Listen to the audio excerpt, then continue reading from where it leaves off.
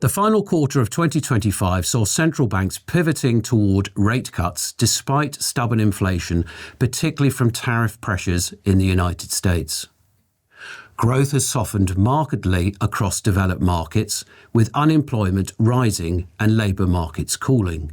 The Bank of England and the US Federal Reserve both cut interest rates, whilst the European Central Bank held rates steady and signalled a more cautious path ahead. Against this backdrop, volatility remains subdued, although beneath the surface lay significant uncertainties around trade policy, geopolitical tensions, and the sustainability of recent market rallies.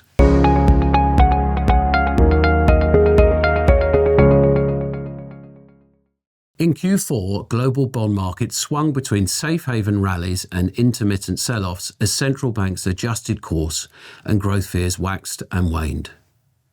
UK government bond yields fell sharply from late September through November as recession fears mounted and bets on Bank of England cuts gained traction.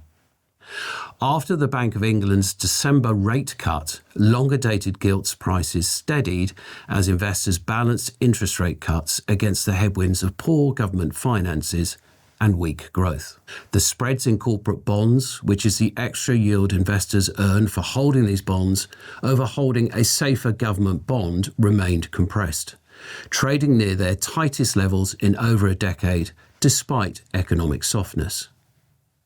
Corporate bond prices were supported by companies' earnings beating expectations and defaults remaining rare.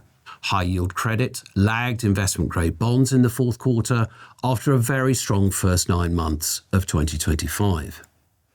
Emerging market debt saw renewed inflows after years of outflows buoyed by Latin American and Central European banks, cutting rates in line with disinflation and attractive yields.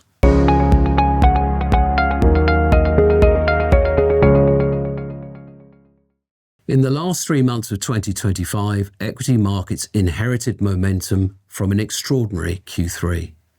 The broad US market had risen sharply through the summer on the back of solid earnings, Fed rate cuts beginning in September, and tariff negotiations moving into calmer territory.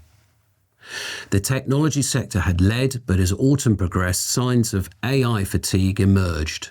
Massive capital spending by these companies, steep valuations, and uncertain paths to revenue raised investor concerns.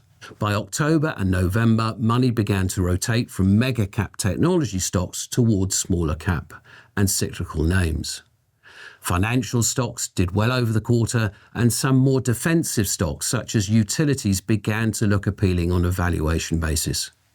Healthcare and consumer staples, many of which are on lowly valuations, also began to attract investor interest. Geographic rotation proved equally striking. US equities, which had dominated for years, were outperformed by UK equities in 2025, driven by the strength in commodity and banking stocks.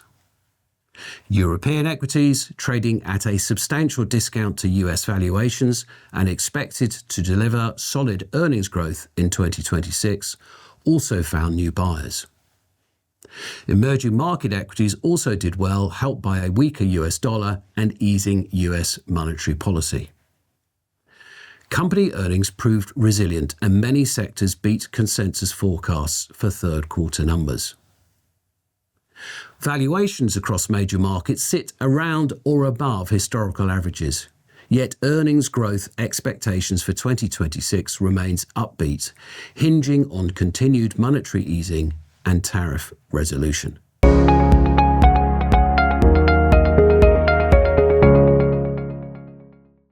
The key question for 2026 is not whether central banks will cut, but how fast and how far.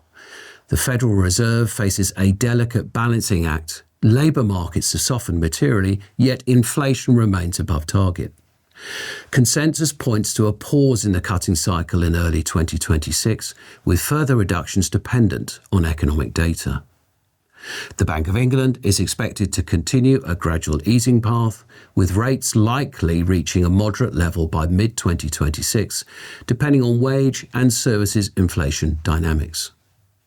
The total returns for bonds are expected to be attractive compared with recent years, particularly for high-quality securities. US equities are broadly expected to continue generating positive returns, though some forecasts suggest that gains may be more modest given high valuations and political uncertainty.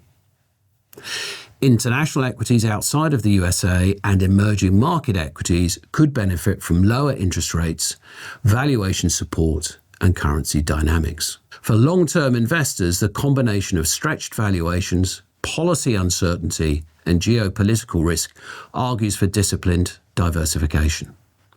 High-quality, income-generating assets and a tilt towards broad international exposure appears prudent this year.